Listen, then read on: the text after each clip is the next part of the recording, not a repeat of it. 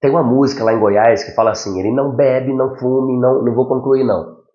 Mas por que eu estou começando esse vídeo dessa forma? Para mostrar para você que beber, que seria o alcoolismo, o cigarro, que é o tabagismo, alterações que envolvem a parte alimentar, tudo isso não é o causador das doenças. Ele é um fator de risco, um potencializador.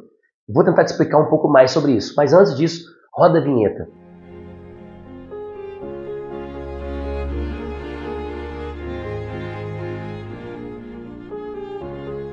Recentemente, duas pessoas próximas a mim infartaram. E essas pessoas, nenhuma delas bebiam, não fumavam, faziam atividades físicas rotineiramente, tinham uma vida teoricamente saudável, se alimentava bem, tomava suplementos. E por que será que a pessoa infarta? O que está por trás disso? O que faz uma pessoa que tem uma vida teoricamente normal e natural e ela ir lá e infartar? Talvez se tivesse feito exames, não teria nem alterações ali dos parâmetros que seriam o colesterol alto, o HDL, o LDL, por aí vai. E mesmo que tivesse alterações, existem informações muito importantes que você precisa saber para ajudar uma pessoa dessa. Porque você, terapeuta, que tem esse conhecimento, que é o que eu vou te passar aqui na aula hoje, você pode salvar a vida de uma pessoa que está prestes a infartar e ter um infarto fulminante. Para você ter uma ideia, eu estava jogando futebol agora no sábado, e aí sempre depois do meu futebol tem um futebol do pessoal um pouquinho mais velho. Então o futebol que eu jogo é abaixo de 45 anos. E depois tem o pessoal acima de 45 anos. Tem pessoas lá de 80 anos jogando futebol no clube que eu sou sócio. E nesse dia, era mais ou menos umas 10h30 da manhã, 11 horas, e aí tinha um pessoal jogando futebol, e um colega de 52 anos acabou infartando e vindo a óbito. E o mais interessante, nesse clube que eu sou sócio, a maioria das pessoas são profissionais da saúde. Tinham vários médicos jogando futebol com ele, inclusive um cardiologista. Como se chegou a hora, não tem jeito, né? Mas na verdade teria às vezes um lapso ali de chance dele ainda estar vivo. Eu vou tentar te explicar como você pode fazer para ajudar uma pessoa, mesmo não sendo da área da saúde, mesmo não sendo terapeuta. Com esse conhecimento você poderia salvar uma vida, tá?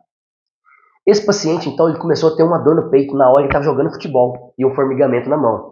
E isso é clássico. É um sintoma específico de um órgão, de uma víscera.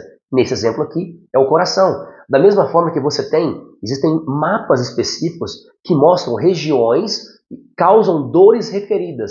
O que é uma dor referida? Eu posso, por exemplo, ter uma cólica uterina e ter uma dor na lombar, uma dor abdominal, no baixo ventre. Eu posso, por exemplo, ter uma dor lateral na parte inferior e está relacionada ao rim. O rim direito, por exemplo, nesse exemplo que eu estou mostrando aqui. Uma dor na lateral da coluna ali, vindo para frente. Então, existem padrões de dores relacionados às vísceras. E esses padrões de dores viscerais, que é o órgão que está com problema, você não tem uma posição que você fica que vai melhorar ou piorar. Gente, me explica aí, está muito confuso. Por exemplo, a pessoa está infartando, ela está com uma dor no peito, ou às vezes na mandíbula, no pescoço, ou no braço, formigando o braço, queimando o braço, na ardência, dormência.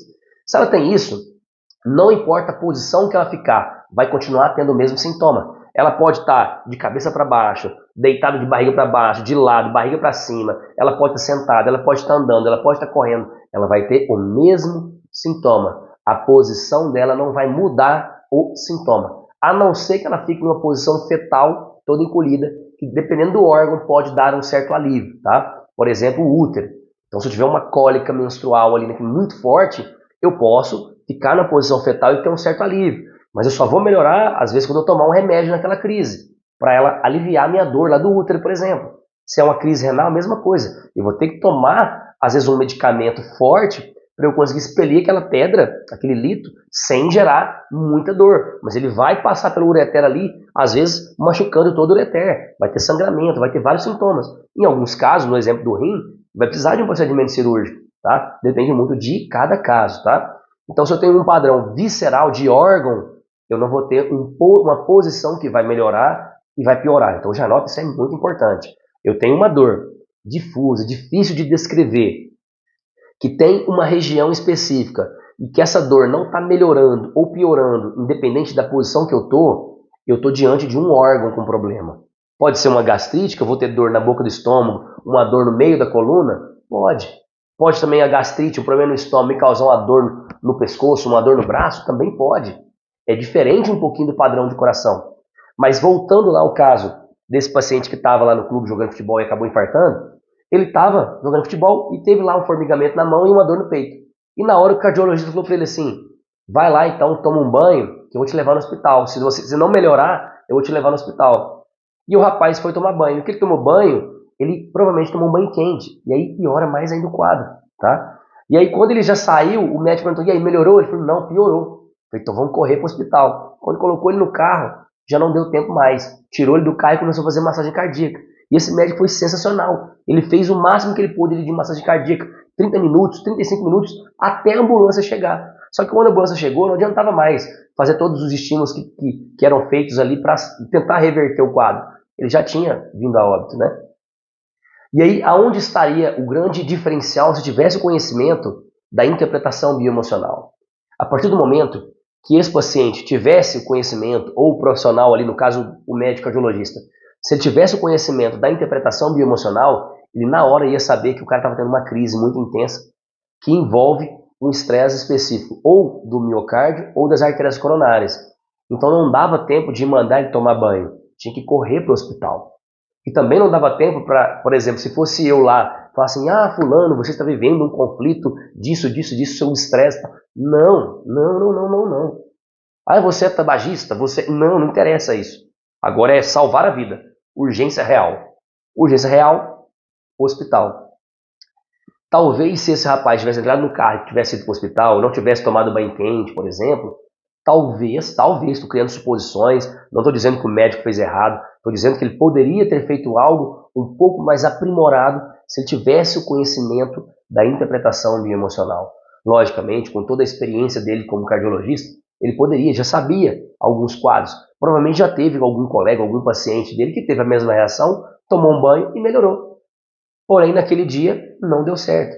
Então, em alguns casos assim, não dá para você esperar. Ele estava numa urgência, numa crise forte. Eu não conheço nada da vida daquele cara, eu não posso tentar postergar alguma situação de falar assim, relaxa aí, vê se vai melhorar. Não, corre para o hospital. É melhor nesse momento ter uma preocupação excessiva do que faltar. Porque talvez se tivesse preocupado demais, esse colega talvez ainda estaria aqui, tá? Mas aqui são só suposições, tá? Talvez poderia ter feito tudo certo e também o paciente no meio do caminho poderia ter vindo a óbito. Mas beleza. Dentro dessa cena, se você tem o conhecimento da interpretação bioemocional, você ia entender que esse paciente está tendo uma epicrise, chamada de crise epileptoide. Ou seja, ele já vivenciou o estresse, estava tendo uma solução, que a gente chama isso de uma fase pós-conflito, uma fase pós-estresse, chamamos de PCLA, que é a fase A, o início da fase inflamatória, onde tem edema, calor, rubor, dor, um monte de sintomas aqui. Porém, o sintoma que ele teve de angina ocorre durante o estresse e na epicrise.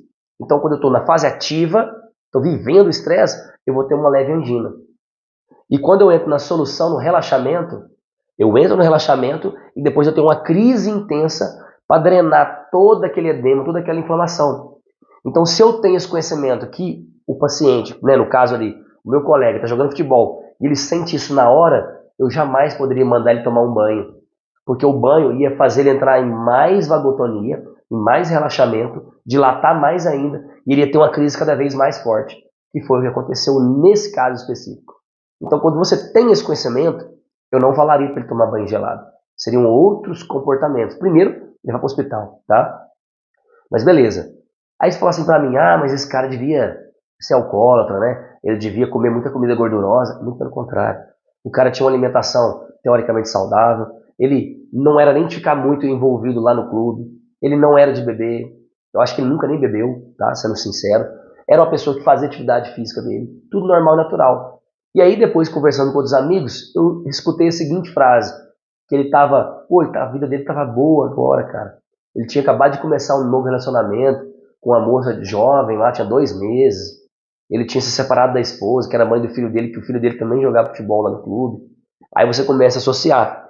Provavelmente, agora puxando para a interpretação desses conflitos, desses sintomas, se ele vivenciou um estresse relacionado às artérias do coração e ele está reconquistando uma nova mulher, eu não sei se ele se separou da esposa dele, né, da ex-esposa, porque teve uma traição, ou teve alguma coisa ali que fizesse, né, acontecer essa separação. Não sei se foi algo que ele queria separar ou não. Eu só sei que se ele ativou as artérias coronárias, se o diagnóstico dele, por exemplo, do óbito, fosse um infarto fulminante relacionado às artérias do coração, aí eu ia pensar nesse aspecto de uma reconquista de território, que é o que eu sempre explico assim para os pacientes, para os meus alunos também. Imagina que você tem uma região do nosso cérebro que chama córtex temporal direito. Nessa região estão localizadas os nossos conflitos que têm uma ordem de território. O que é território? Imagina que eu estou aqui na minha sala e eu avisto uma ameaça que está entrando na minha sala. Se essa ameaça está entrando na minha sala, eu vou emitir sons para afastar essa ameaça. Igual um ladrão que está entrando na sua casa. Dependendo do comportamento que você tiver, você vai ligar a luz, fazer barulho, para o cara ver que tem gente ali para ele ir embora. Ou você vai gritar, vou chamar a polícia. O que você está fazendo? Você está usando o seu pulmão para afastar o inimigo, intimidar o inimigo. Igual animais. Tem um vídeo, por exemplo, no meu Instagram, que tem uma cachorrinha latindo com uma onça, e a onça afasta. Nitidamente, se a onça quisesse pegar a cachorra, ela ia matar a cachorra. Mas a cachorra usa do seu pulmão para intimidar o inimigo emitindo sons. Então, nosso primeiro aspecto territorial de defender o território é através do som, do rugido, do latido, e por aí vai. Quando o animal continua vindo na sua direção, se você latiu, se você gritou, se você falou, não deu certo, agora é combate. E aí eu ativo as artérias do coração. Porque eu preciso aumentar o débito cardíaco, melhorar, otimizar todo o sangue no meu corpo para eu lutar ou fugir. Então, nesse aspecto aqui, eu luto.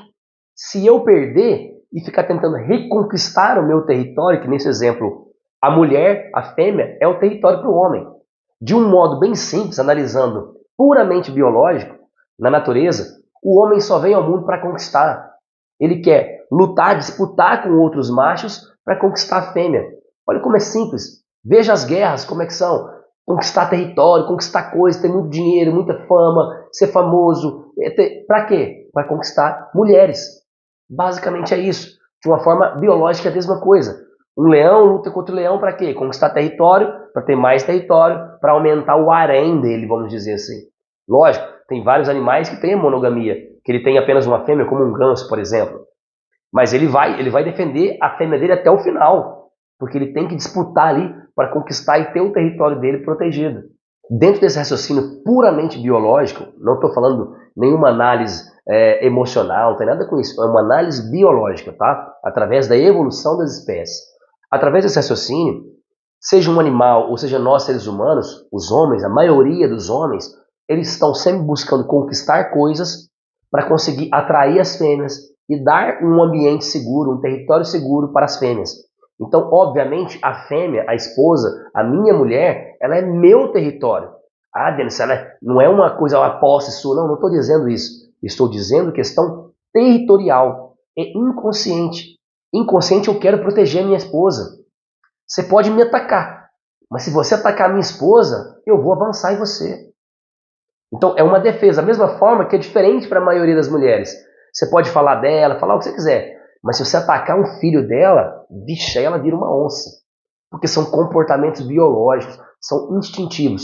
O homem vai se preocupar sempre com ter mais do que o outro homem para conquistar, ter mais empresas, mais dinheiro, mais fã, mais tudo. Porém, é que muitas vezes você tem muito mais do que você precisa e esquece de cuidar da sua esposa, dos seus filhos. E aí acaba o casamento.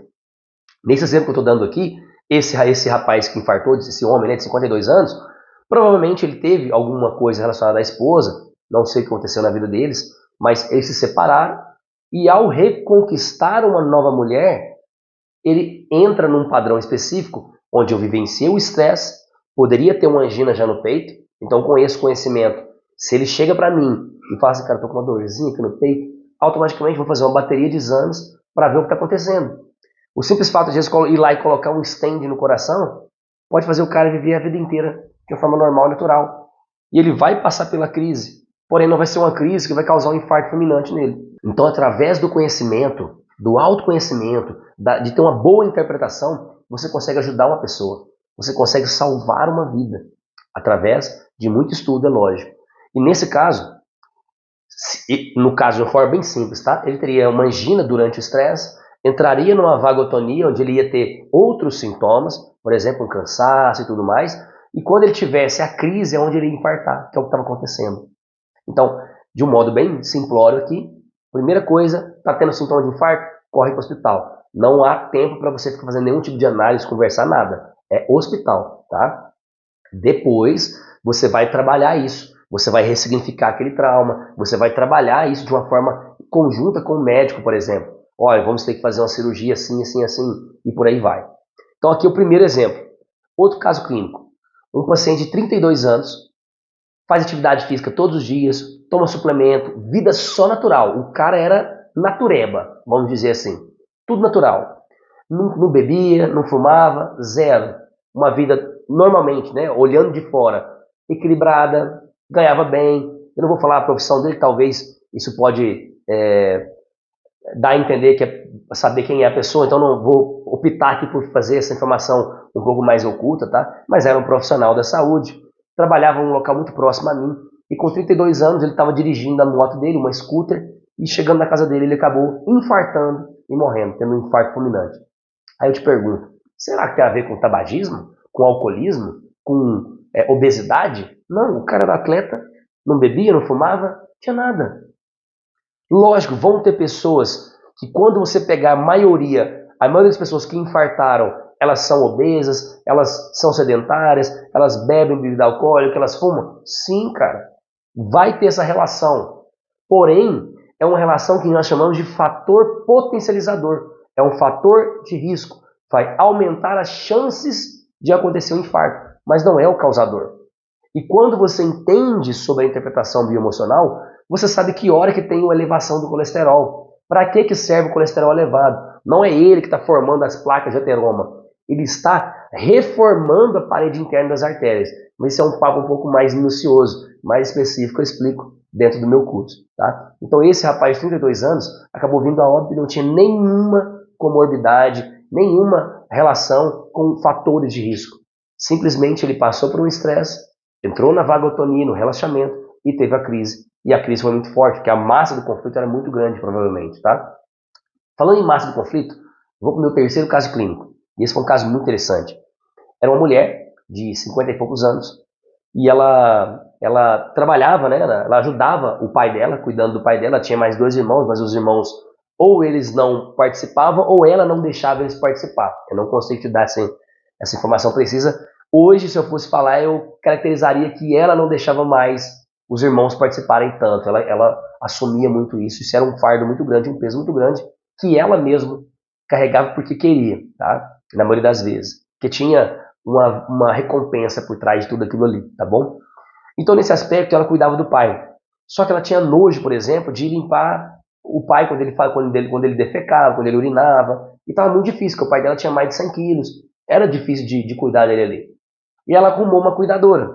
E essa cuidadora começou a trabalhar um dia sim, um dia não. E de repente estava ficando quase 5 dias, 6 dias na casa dela. E essa cuidadora tinha uma filhinha, levava a filhinha, e ficava lá, e cuidava do pai, dormia, fazia tudo. Uma pessoa muito simples, tá? Mas muito dedicada, muito inteligente também. E aí passou um tempo, o pai começou a elogiar muito a cuidadora. E aí essa minha paciente tinha muito atrito do pai nunca ter elogiado ela. Ao contrário, o pai ainda depreciava ela. Só que o pai já tinha Alzheimer, já tinha problemas de memória, ele não sabia mais o que ele estava falando. Para você ter uma ideia, a gente fez uma estratégia para tratar ele uma vez que ele estava com câncer de estômago, que ele estava pedindo comida o tempo todo, e as pessoas falando que não tinha, que não podia, que o médico não deixava. E ele ficava muito irritado com aquilo. E ele era um senhor que ele trabalhou no Estado e tudo mais, ele era aposentado ganhando mais de 40 mil reais por mês. Então ele sabia que ele tinha condição de ter dinheiro para tomar um café, um biscoito, sei lá o quê. Então, todas as vezes que você ficava contrariando ele, não dando o café para ele, não dando a comida para ele, ativava uma região específica do estômago.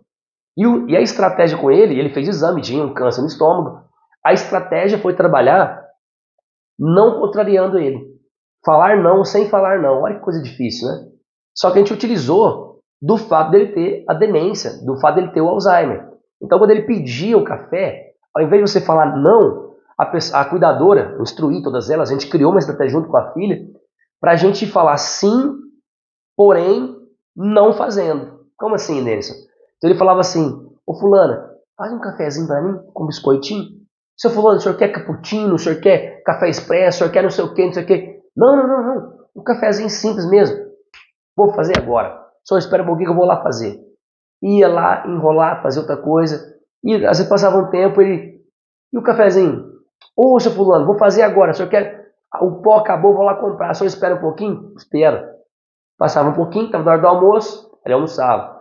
E quando tinha que dar o café, ele pediu o café, vou fazer agora. E levava o café para ele na hora que era que tinha que dar mesmo. Então, o que isso... Uma pequena estratégia no ambiente fez com que esse paciente não tivesse mais o câncer que ele estava tendo no estômago. Isso, ele conversava com você, você sentia o mau hálito ali na hora. Estava em estado de putrefação aquilo ali. É o famoso mau hálito que você escova os dentes, tipo a bala e não muda. Porque ele estava vivenciando uma fase específica do estômago. Então o tratamento foi parando de contrariar esse paciente, parando de não deixar ele absorver o que ele queria, porque ele estava muito estressado em relação a isso. Imagina uma pessoa de 80 anos que ganha muito bem, por mais que ela tenha Alzheimer e tudo mais, tem demência, ela tinha lapsos de memória e falava assim, eu quero um café. Você fala assim, não. Ela que não, o quê? Eu tenho dinheiro, vai lá comprar um café para mim. Imagina o pessoal mais antigo, né, 80, 90 anos, 100 anos, né? Esse pessoal dessa época, até antes, que tinha um poder aquisitivo maior, eles tratavam as pessoas um pouco mais com arrogância mesmo. Eles pegavam pessoas, eu tive paciente, por exemplo, de chamar as empregadas domésticas, as faxineiras e tudo mais, os cuidadores, de serviçal. O serviçal vai lá pegar não sei o quê. Na casa dela tinha, inclusive no meu apartamento tinha também, né? São esses quartos de pessoas que moravam na casa, eu esqueci o nome. Se você souber o nome, já coloca aqui para mim nos comentários. São esses quartos que tem um banheirinho e um quarto. Se você tem uma ideia, na minha cobertura, quando eu fiz a reforma, o quarto era pequeno, o banheiro era minúsculo. Você tinha que quase sentar no vaso para fazer suas necessidades e ligar o chuveiro em cima. Era bizarro. E era assim que funcionava antigamente. Então, é o preconceito, são as coisas que tinham anteriormente. Eu atendi vários pacientes idosos no início da minha carreira, quando eu atendi domiciliar, que os pacientes que a pessoa era negra, por exemplo, você tinha que ver o comportamento, chamava de vários nomes. Eram as situações que tinham de pessoas com 80, 90, 100 anos que tinham um poder aquisitivo maior. Não são todas as pessoas, mas muitas das que eu atendi tinha esse padrão, esse preconceito. E esse senhor, ele falava assim, ô fulano, vai lá e pega agora, eu sei que eu tenho, vai comprar, você quer dinheiro, qual que é o problema? E ele tratava assim. Então, aquele embate o tempo todo, contrariando ele, não deixando ele absorver o que ele queria, que era o café, estava fazendo ele ter o câncer no estômago. Então o tratamento nele foi mudando o ambiente. Vou fazer comigo, por exemplo, ele nunca teve nenhum problema. Várias vezes ele estava torto na casa dele, andando ruim, parecendo que estava todo cheio de dor, um monte de coisa. E ao invés de eu chegar e criticar ele, eu chegava e falava assim, ei, seu fulano, o senhor está bem, está elegante, parece que o senhor está andando muito bem. Ele arrumava o corpo e saía andando retinho. Quando a filha chegava e criticava ele, por exemplo, assim, pô pai, levanta não sei o que lá, mais torto ele ficava, mais ele contrariava, porque ele já tinha alterações de memória. Então são pequenos comportamentos, falas, atitudes que você tem no seu ambiente que você vai estimulando o seu paciente, estimulando a sua mãe, o seu filho, o seu pai, trazendo isso para você também, para você ter esse conhecimento. Tá, dei toda essa introdução aqui para te mostrar que essa paciente minha, que era filha desse senhor, ela tinha vários atritos com o pai. Várias situações que ela passou na infância, do pai não reconhecer ela. Mesmo o pai, ela nascendo com problemas físicos, né? Tinha um problema no pé lá, que ela teve que fazer uma cirurgia e tudo mais. E o pai carregava ela, levava para fisioterapia. Então ele fazia várias coisas por ela. Porém, ele criticava muito ela. De falar que ela era feia, que ela não era bonita, sei lá o quê. E ela tinha vários atritos, vários conflitos com o pai. E aí, nessa fase que eu estava atendendo ele na casa dele, ele já com 80 e poucos anos, bem debilitado, com várias alterações de memória, ele às vezes elogiava a cuidadora. Falava que ela era bonita, que ela era não sei o quê. E perguntava às vezes para a filha, assim, você apanhou de tábua? Que ela não tinha aquela bunda, né? Como é a bunda do brasileiro, da mulherada aí, de salto alto, que eu já adianto, é um problema muito grave para a coluna lombar, mas isso é um outro papo. E, enfim, para ela aquilo lá era o fim da picada. Falar que ela era feia, tanto que ela colocou silicone não só nos seios, ela colocou na panturrilha, no bumbum, para você ver o grau de inferioridade que ela tinha em relação ao pai. porque ela precisava que o pai reconhecesse ela na cabeça dela, e ele não fazia isso. E aí, ao invés dela conversar com o pai, tentar trabalhar aquilo, resolver aquilo, que ela nunca deu abertura para mim, por exemplo, para ajudar ela começou a ter atrito com a cuidadora, de querer tirar a cuidadora da casa. Chegou no certo ponto das duas discutir mesmo feio e ela mandar a cuidadora embora. Até aí, tudo bem, tá tudo certo. Não deu certo, você entrou, não deu, vamos acertar e vamos embora. O problema é eu acertar. Essa cuidadora não era registrada. E ela não estava fazendo só o papel de cuidadora. Ela fazia várias coisas, tinha desvio de função, varria a casa, dormia, sei lá o quê. Que não era o que ela tinha sido contratada como cuidadora, por exemplo.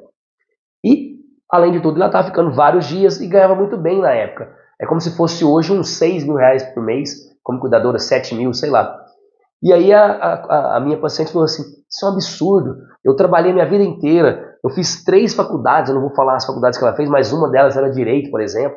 Fiz 3 faculdades e aposentei, não ganho nem 5 mil. E essa menina que nunca estudou nada está ganhando 6, 7 mil reais. Isso é um absurdo, mandei ela embora. Aí a menina nessa cuidadora, que devia ter quase 30 anos, tem uma filhinha com autismo, ou seja, precisava pagar vários tratamentos, várias coisas para a filha, estava trabalhando ali porque precisava do dinheiro, e de repente, de um dia para a noite, você perde tudo, não tem, fica desempregado, aquilo foi um impacto muito grande para ela.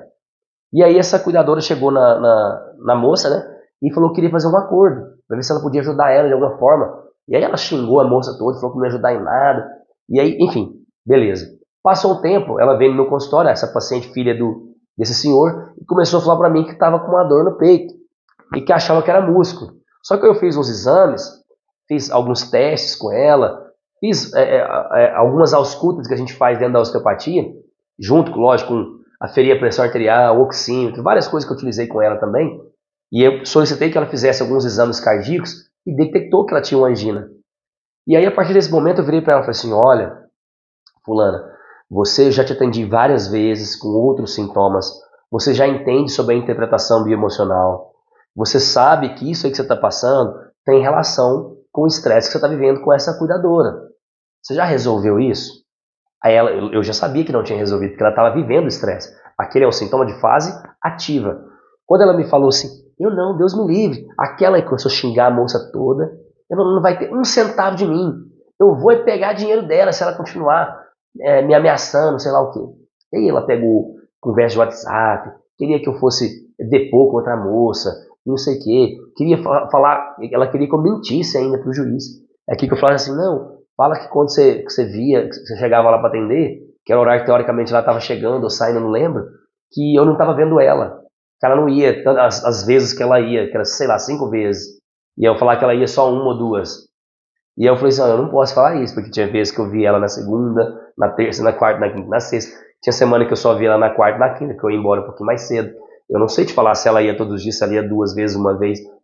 E a moça queria que a minha paciente, né, queria que eu depôsse contra a moça, queria que eu mentisse. Eu falei, não, isso aí não tem como fazer, tá? E explicando pra ela, falei assim, cara, resolve isso aí. Não deixa postergar, porque dentro do que eu estudo, dentro dos meus cursos, se você demora mais de 9 meses para resolver um estresse cardíaco assim, a chance de você ter um infarto fulminante é enorme, enorme, porque a massa vai aumentando, o estresse vai aumentando. Isso é muito grave, tá? E ela já estava alguns meses, uns 2 meses, não estava nem 3 meses na época. E eu falei assim, cara, resolve isso aí, vê o que você pode fazer. Não, não vou ajudar, não sei o que, não sei o que. E foi deixando. De repente, a moça avisou e não resolveu. Queria o acerto, na época ela queria, acho que era 5 ou 6 mil reais, 7 mil, não sei. E ela falou que não ia ajudar, que não ia fazer acerto nenhum. A moça entrou na justiça, a cuidadora, contra o senhor, né, no caso, a filha ali. E resumindo a história, né, para não ficar delongando muito, passou uns 10 meses, ela entrou na justiça, teve algumas audiências, tentou fazer acordo, ela não aceitou. Aí foi pro juiz, o juiz determinou que ela tinha que pagar 80 ou 100 mil reais. E ela teve que pagar isso. E para você ver como que a minha paciente estava um conflito tão grande com essa cuidadora, que ela falou assim, ei, eu vou ter que pagar, sei lá o que, começou a piorar os sintomas, mas eu vou pagar parcelado. Ela vai demorar a ter esse dinheiro aqui. Ela não vai viajar no Natal com o meu dinheiro, não. Ela continuou naquele estresse.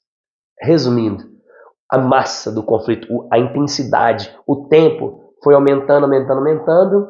A minha paciente só resolveu tudo quando ela teve que fazer uma cirurgia aberta para tratar a parte cardíaca. Quase morreu.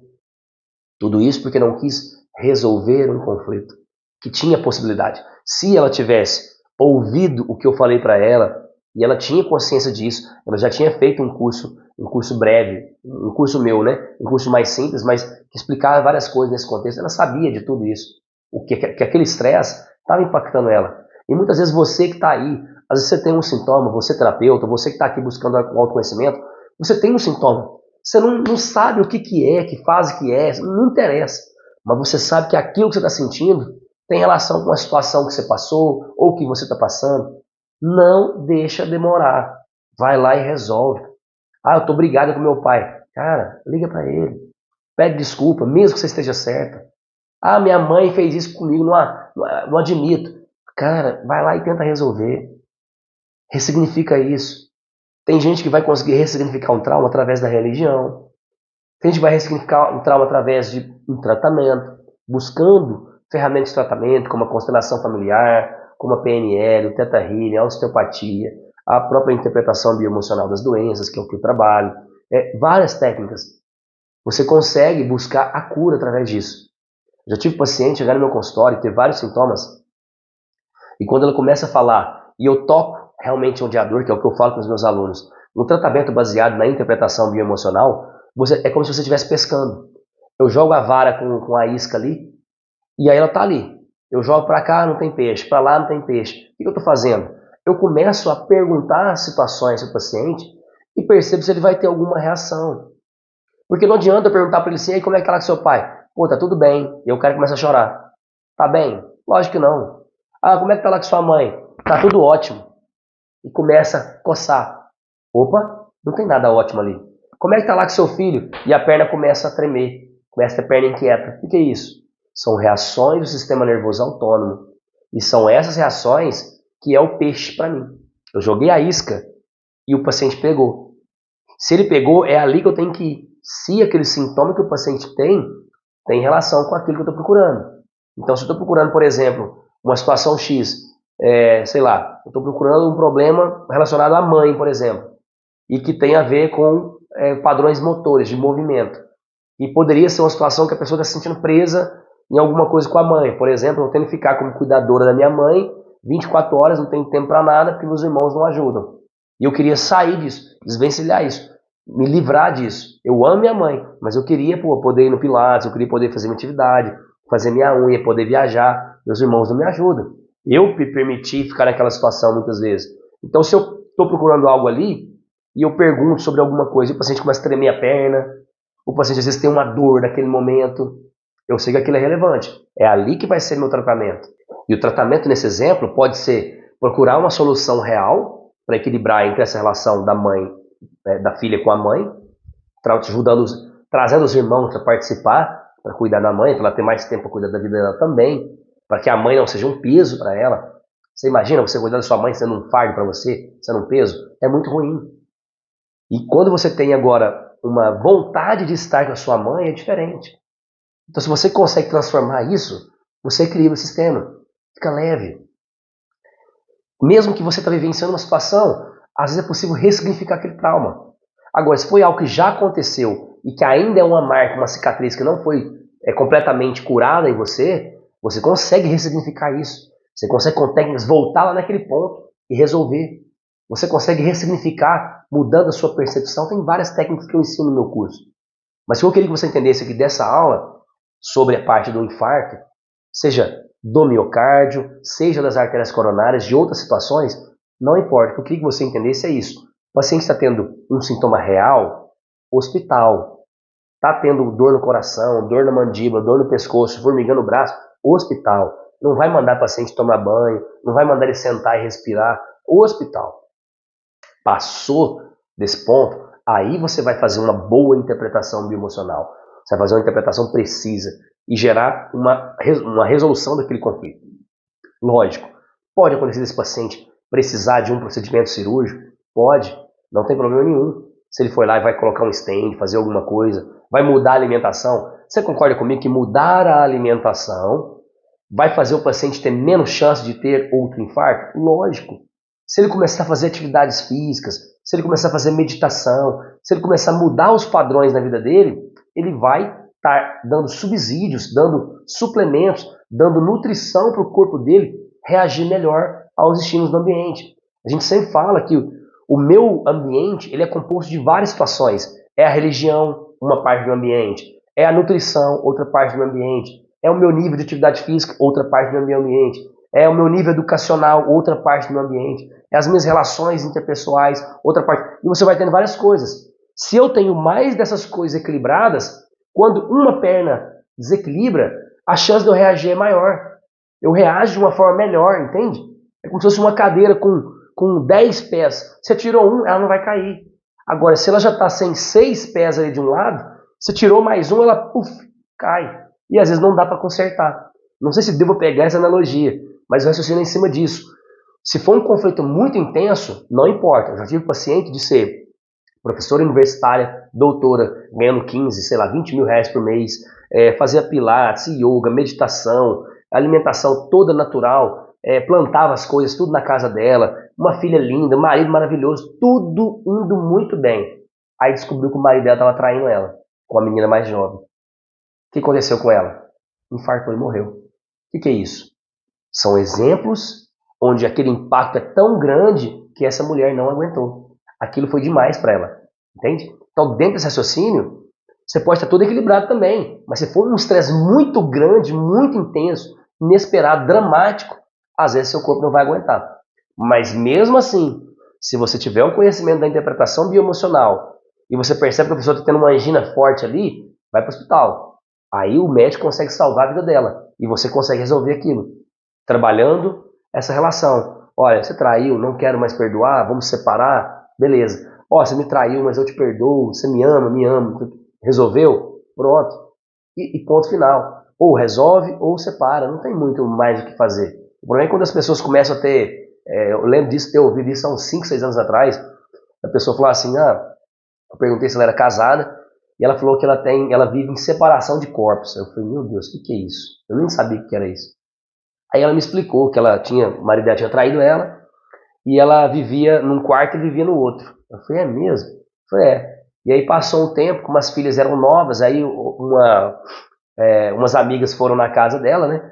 E falou assim, mas sua mãe dorme aqui, seu pai dorme aqui, e começou a fazer piada, fazer bullying com as filhas dela. E aí ela, com vergonha daquilo ali, ela voltou a dormir com o marido.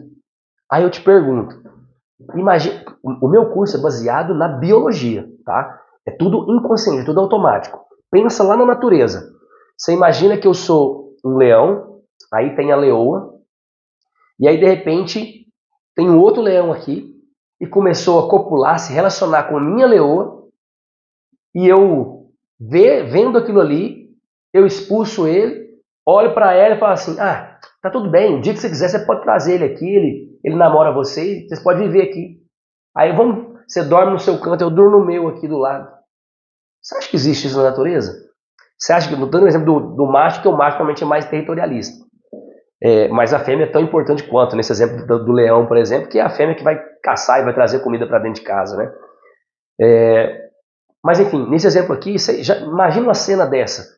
Eu estou casado com a leoa, e a leoa pode ter relação com outra aqui, eu posso ter relação com outra que não faz parte do meu território, e tá tudo bem. E vamos dormir junto ainda. Não existe isso. É igual outro exemplo de casais que me veio aqui agora na memória. Um casal que o pai tinha uma filha, né? O rapaz tinha uma filha e a moça tinha um filho. Eles eram casados, aí acho que o rapaz ficou viúvo e ela se separou do marido. E aí eles começaram a namorar, se gostaram e tal, resolveram casar. E casaram.